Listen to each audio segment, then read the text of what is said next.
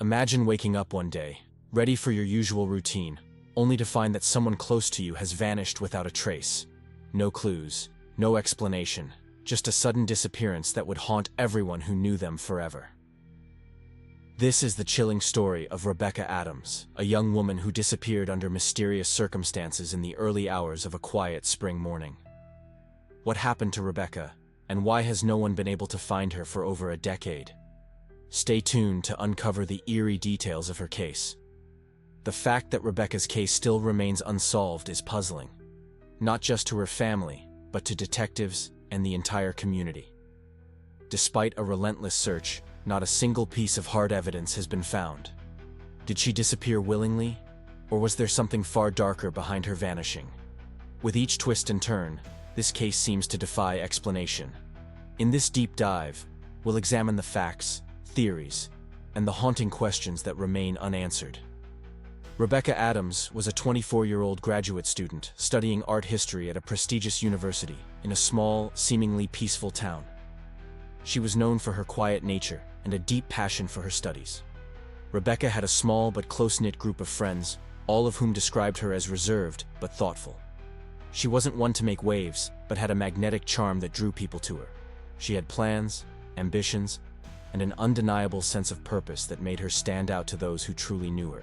But one spring night, Rebecca's life, and the lives of those who loved her, would be changed forever. It started like any other evening. Rebecca spent time studying in her dorm room, making plans for the weekend. At around 9:30 p.m., she told her roommates she was going out for a late-night snack. She left her room, locking the door behind her, and was never seen again. The next morning, Rebecca's phone was found on her bed, untouched. Her keys remained on the table, and her shoes, which she had always left by the door, were still there. There was no sign of forced entry, no indication of a struggle, and no messages or notes explaining where she had gone.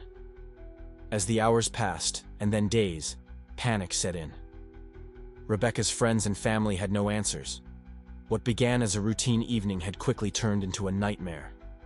The police launched a full-scale investigation, scouring her campus and the surrounding area for any clues that might lead to her whereabouts. Rebecca's car, a small silver sedan, was still parked in the university parking lot, its doors locked, nothing out of place. What was going on? Where could she have possibly gone, and why did no one hear or see anything that night? Despite the initial investigation, there were no major breakthroughs. The town's quiet, sleepy atmosphere seemed to mock the horror that Rebecca's family and friends were enduring. Everything seemed normal, except for the eerie absence of Rebecca. And that's where the investigation hit a brick wall. In the early days, there were countless tips. Neighbors claiming to have heard something suspicious, a man seen leaving the area, an unknown car parked in the vicinity. But each of these leads turned out to be nothing more than misguided speculation. The first major breakthrough came weeks later when Rebecca's friends were interviewed. One of her roommates mentioned that Rebecca had been receiving strange, cryptic text messages in the days leading up to her disappearance. The messages were unsettling, brief, and oddly worded. "You're being watched," one read. "You can't escape." These messages came from an unknown number, and Rebecca had never mentioned anyone by name who might have been behind them. When asked about her relationships, no one could provide a clear explanation for the cause of the messages, but the texts raised more questions than answers. This first block gives us solid foundation for the mystery. You can import this into 11 Labs for narration. Once it's processed, I'll provide the next block to continue the story. As the weeks went by, the search for Rebecca continued with little to show for it. Authorities were still at a loss. The police had combed through every area around the university and the small town, interviewing dozens of potential witnesses. Yet no one had seen or heard anything out of the ordinary on the night of her disappearance. But as the case grew colder, a few subtle clues emerged, turning the investigation in new directions. One of the first major breakthroughs in the case came when police reviewed security footage from the night Rebecca disappeared. On the tape, she could be seen leaving her dorm at around 9:30 p.m., as she had told her roommates. However, what stood out was her behavior as she walked through the parking lot toward the campus dining hall. She appeared to be looking over her shoulder, as if she were being followed. A shadowy figure, almost indistinguishable from the darkness of the night, seemed to be tailing her at a distance. The footage was grainy, But the silhouette was unmistakable. Who was this person? Was Rebecca aware that someone was following her? If so, why didn't she say anything to her friends or family? The police immediately launched an investigation into the person seen in the footage, but after checking every nearby camera, they came up with nothing. No further footage of the individual was found, and no one in the area recognized the figure. The case seemed to spiral into more confusion. Could it be a random passerby? A harmless person who just happened to be in the same area? Or could it be something far more sinister? A stalker? Then, a breakthrough came in the form of a phone call. A local resident, who had been living near the university for several years, contacted the police with an important lead. The witness, who wished to remain anonymous, claimed they had seen a man matching the description of the shadowy figure in the footage, walking near a secluded cabin just outside of town. The cabin had been abandoned for years, and no one knew who could be living there, let alone why the figure was seen there just after Rebecca's disappearance. The police immediately followed up on this lead. When they arrived at the cabin, it seemed abandoned at first. But there were signs of recent activity. A few empty cans, fresh tire tracks in the mud, and what appeared to be a recent fire pit. Searching the property, investigators found several old maps of the area, one of which had several locations marked in red ink. Most of these locations seemed harmless. Some pointed to nearby lakes and parks.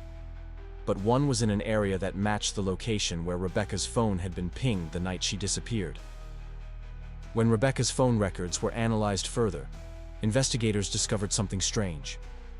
In the hours before her disappearance, she had made several calls to an unlisted number. The number was traced to a burner phone that had been registered under a false name. The calls were brief, lasting no more than a few seconds each, but the timing of the calls was unusual. They occurred right before she left her dorm, and right after she had returned that night. One of the most disturbing revelations came when the police turned their attention to Rebecca's ex-boyfriend, a man named Jeremy Clark. Jeremy and Rebecca had ended their relationship just a few months before her disappearance, but friends and family reported that the breakup had been amicable. There were no signs of animosity or bad blood between them, and both seemed to have moved on. But when the police interviewed Jeremy, they learned that he had been in town the night Rebecca went missing, although he claimed to have been at home all night, alone. The police decided to search Jeremy's apartment, looking for anything that could connect him to Rebecca's disappearance. They found nothing remarkable in his personal belongings, but a strange thing stood out. On his computer, they found several images of Rebecca taken from social media, some of which appeared to have been taken without her knowledge. Was Jeremy stalking her after the breakup? Was there something he wasn't telling them? Meanwhile, the community began to buzz with theories and rumors. Some believed that Rebecca had simply run away, that the pressures of her life and studies had become too overwhelming. Others wondered if she had been the victim of a random abduction, or perhaps the prey of a predator who had been lurking nearby. But there was one theory that kept resurfacing: the idea that someone close to Rebecca, someone she trusted, was involved in her disappearance. This idea, though unsettling, seemed to grow stronger with each new piece of information. As the investigation continued, the case began to garner media attention. News outlets ran stories on Rebecca's disappearance, and the pressure to find answers grew. The police were under increasing scrutiny, and with every passing day, the hope of finding Rebecca alive grew slimmer. But the possibility that someone in Rebecca's life knew more than they were letting on weighed heavily on the investigators' minds. Could the answers lie in the people closest to her? Next steps for the investigation. The investigation into Rebecca's disappearance was far from over. Each new lead brought the authorities closer to the truth. But with each step, new questions arose. Was Rebecca the victim of foul play, or had she willingly vanished to start a new life? The clues were tantalizing, but they offered no concrete answers. It was clear that the case was far more complex than anyone had anticipated, and with every lead, the mystery deepened. The search for Rebecca Adams, while relentless, seemed to have plateaued. Every lead brought more questions, but no answers. As the investigation dragged on, detectives began to turn their attention to the growing number of theories being discussed in the media and among the public. Each theory seemed more bizarre than the last, but one thing was certain: Rebecca's disappearance was not a simple case.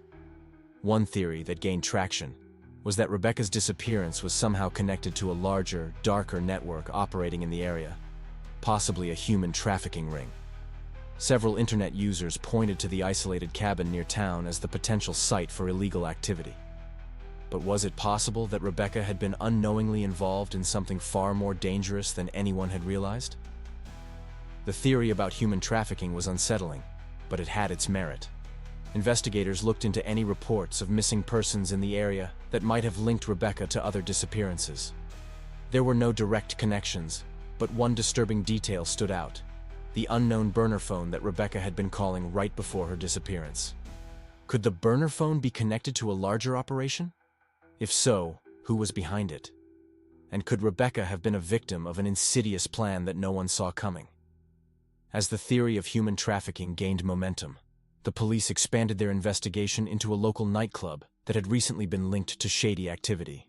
The club, known for its late-night crowd and its reputation for being a haven for untraceable business deals, had been on the police radar for a while. Some believed it was a front for illegal operations, but there was no hard evidence to support this. Was it possible that Rebecca had unknowingly stumbled into something far darker on the night of her disappearance? One of the key suspects in this theory was a man named Kyle Bennett, a bouncer at the nightclub who had a history of suspicious behavior. Kyle was known to frequent the area around the university, often seen speaking to young women, but there had never been any concrete evidence linking him to criminal activity. Rebecca's friends recalled her mentioning Kyle once or twice in passing, but nothing stood out as odd. But after further investigation, it was revealed that Kyle had been seen leaving the nightclub just hours before Rebecca disappeared. The timeline didn't add up. Why was Kyle in the area that night? Was there a connection between him and Rebecca's vanishing? Another theory that began circulating was that Rebecca had staged her own disappearance. The idea was that Rebecca, overwhelmed by her studies, her family's expectations, and her personal life, decided to walk away from everything and start anew. There was a chilling possibility that Rebecca had planned her disappearance for months, making it look like an abduction or a random act of violence to cover up her tracks. While this theory was hard to prove, the fact that Rebecca's phone had been found on her bed, untouched, seemed to support the idea that she had been trying to leave without a trace.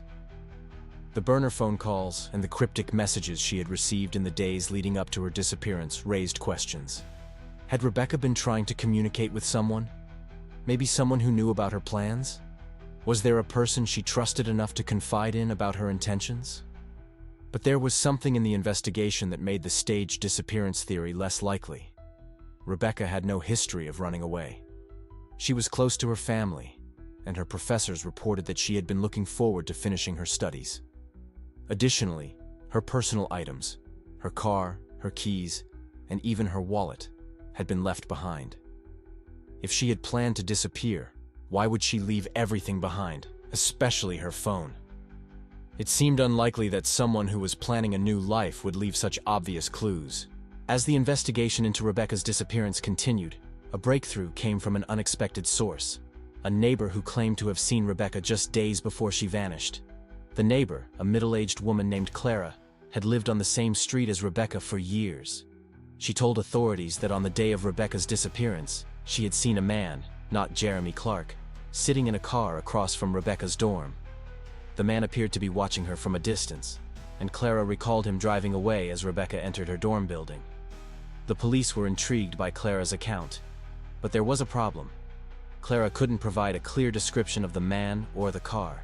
The only thing she remembered was that the car was dark-colored and had tinted windows. Clara wasn't sure if the man was simply a passerby or if he had been targeting Rebecca. The lack of concrete details made this lead difficult to pursue, but the timing of the sighting, just days before Rebecca went missing, was certainly troubling. But even more troubling was a piece of evidence that had been overlooked earlier in the investigation: Rebecca's laptop. It had been sitting untouched in her dorm room, but when the police finally examined it, they discovered a series of strange online searches. The searches were all related to the concept of disappearing, including terms like how to disappear without a trace and leaving a fake trail. There was also a bookmarked webpage titled "Start Over: The Ultimate Guide to Starting a New Life." Could this suggest that Rebecca had planned to disappear? or was someone manipulating her into thinking she should? This new evidence raised the possibility that Rebecca had been influenced by someone or something to take such drastic steps.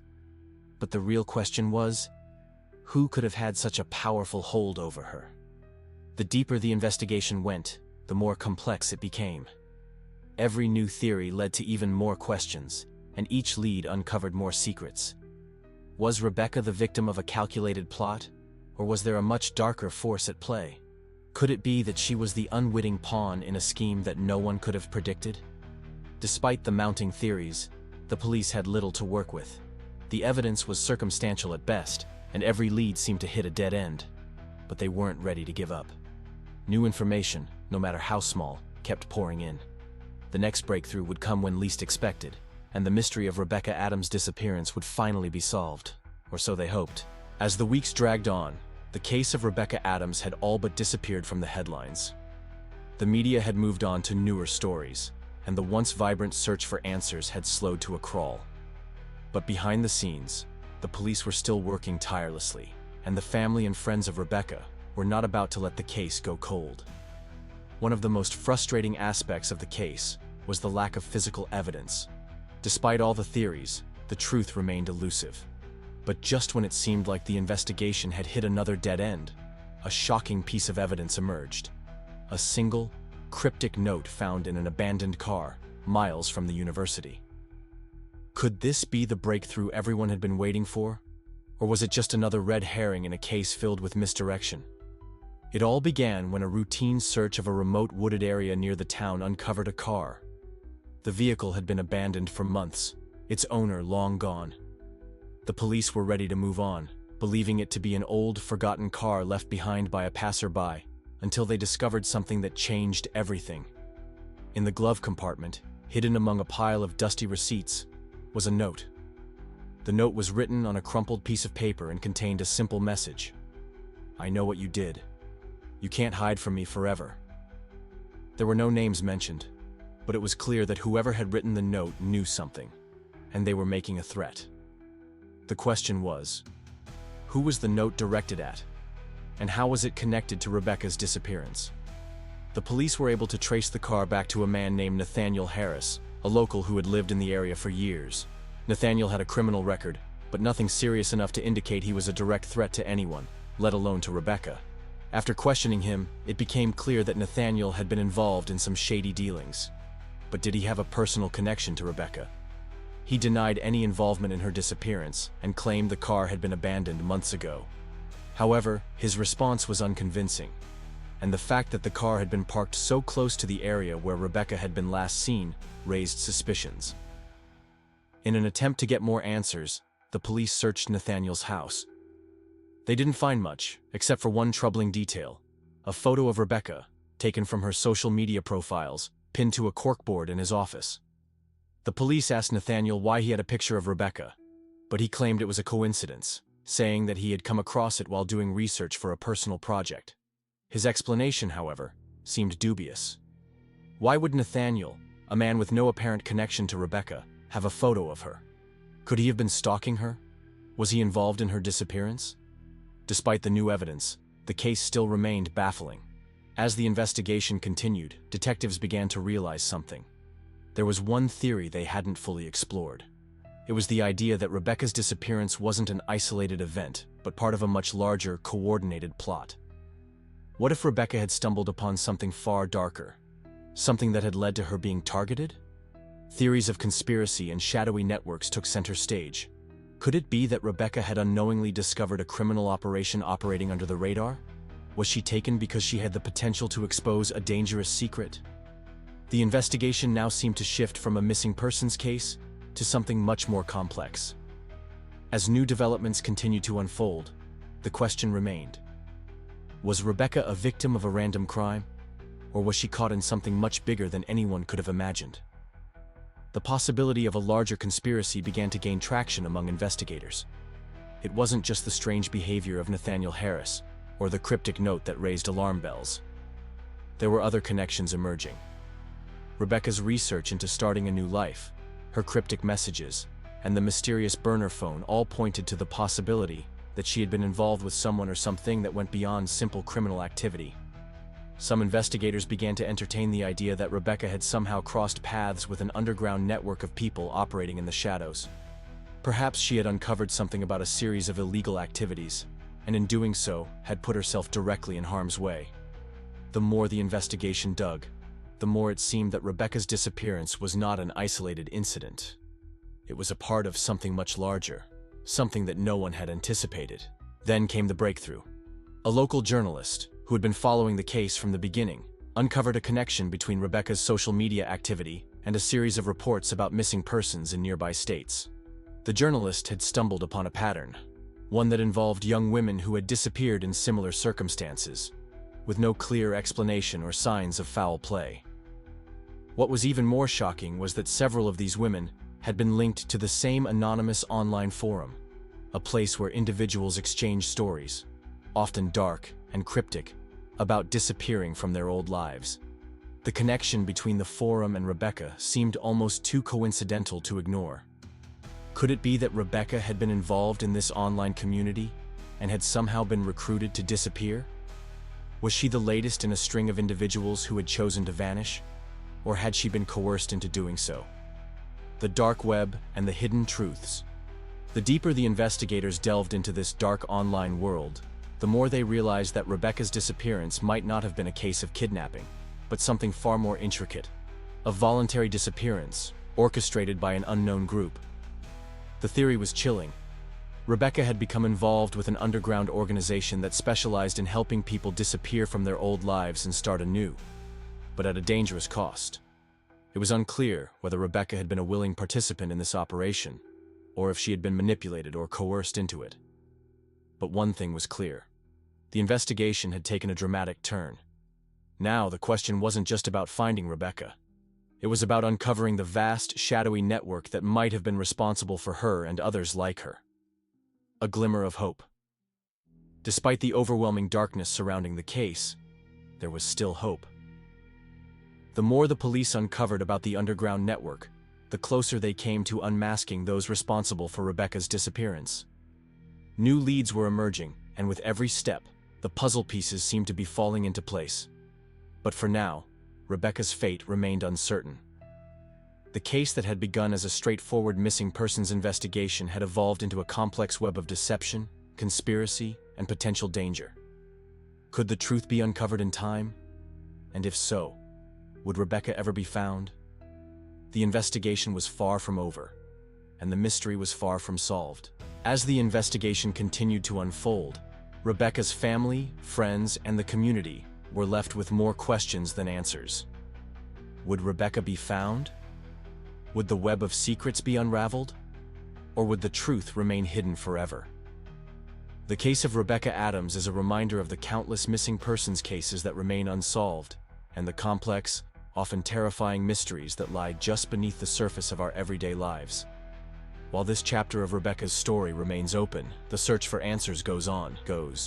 The investigation into Rebecca Adams' disappearance had spanned months, and at times it seemed as if the case would never be solved. From mysterious burner phones to cryptic notes and underground networks, each new lead only seemed to deepen the mystery. But just when hope seemed to be fading, a breakthrough came from an unexpected source. A confession. In a twist no one could have predicted, a woman named Emily Harris, the estranged sister of Nathaniel Harris, the man whose car had been linked to Rebecca's case, came forward. Emily had been living in another state, but had recently moved back to the area. After seeing the media coverage surrounding her brother's involvement, she decided to reach out to the authorities with a shocking revelation. Nathaniel had been deeply involved in a network of people who helped others disappear, just like Rebecca. But what Emily didn't know was how far Nathaniel's involvement had gone, and how it tied into Rebecca's own disappearance. Emily revealed that Nathaniel had been part of an underground operation, one that specialized in helping people disappear. This network wasn't involved in trafficking, but rather offered a more insidious service. They helped people escape their lives, erasing their identities and starting anew in different parts of the world. She explained that Nathaniel had become increasingly involved with the organization in recent years, and that his activities had often caused tension between them.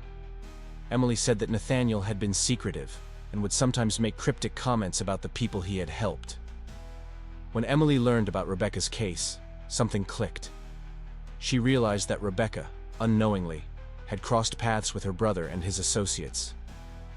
Nathaniel had been in the area the night Rebecca disappeared, and it was now clear to Emily that Rebecca had been one of their most recent clients. The operation was a well-oiled machine that targeted individuals who wanted to start over, but for a price. Rebecca had become a pawn in their plans, someone who had reached out, perhaps out of curiosity, to disappear and start a new life. The police were able to confirm Emily's story by cross-referencing information about the underground network. They discovered a pattern of missing persons who had been linked to Nathaniel's operation, some of whom had been tracked down by authorities in distant parts of the world. But it wasn't just people seeking a new life that were at risk. Rebecca's case made it clear that the operation was also attracting people who were being manipulated, like Rebecca, into vanishing without understanding the full consequences. The most shocking part of Emily's confession came when she revealed a chilling detail. Rebecca had been in contact with her brother just hours before her disappearance. A conversation was logged on Nathaniel's phone. A brief exchange between Rebecca and Nathaniel, arranged by one of his associates, asking her if she was ready to go through with it. The message was clear. Rebecca had been considering leaving her old life behind. But at what cost? After Emily's confession, the authorities were able to track down Rebecca's last known whereabouts. It was confirmed that she had been meeting with Nathaniel's associates, a small group of individuals who were part of the underground network, in a secluded area not far from campus. But by the time police arrived at the location, it was too late. The people involved in Rebecca's disappearance had already fled, and no trace of Rebecca was found. The hunt for those responsible continued, but the case was no longer just about a missing girl. It had become about a much larger criminal organization that specialized in erasing people's identities, leaving authorities with a daunting task of taking down a network that spanned across borders. As the investigation progressed, it became apparent that Rebecca's fate was far from what anyone had imagined. Rather than being the victim of an abduction, Rebecca had voluntarily entered into a dark world of identity theft, manipulation, and a false promise of a fresh start. The underground network had preyed on her vulnerabilities, offering a new life without consequences. But there was no such thing as a clean slate, not when people like Nathaniel were involved. The police were able to dismantle part of the operation, arresting several individuals tied to the network. However, Nathaniel Harris and his associates managed to evade capture, slipping into the shadows. Despite their best efforts, Rebecca's whereabouts remained a mystery. Did she truly want to disappear, or had she been coerced into doing so?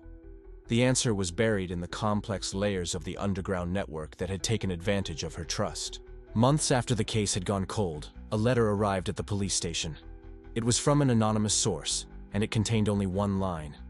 Rebecca is safe, but she doesn't want to be found. The letter raised more questions than it answered. Had Rebecca truly made the choice to disappear, or had she been forced into this life?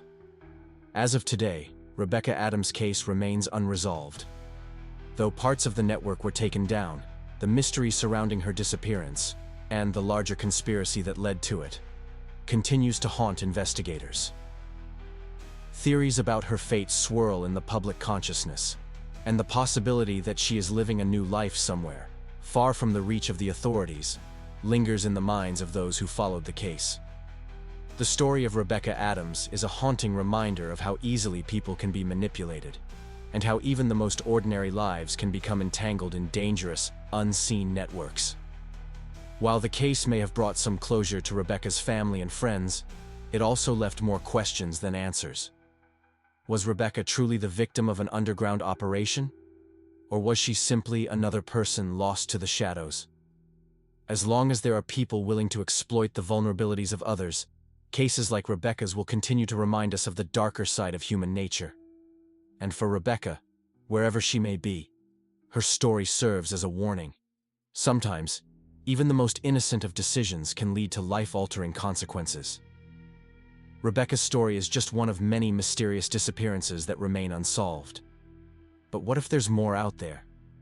What if we're just scratching the surface of a much larger world of hidden secrets, strange disappearances, and untold truths? to uncover the mysteries that the world doesn't want you to know.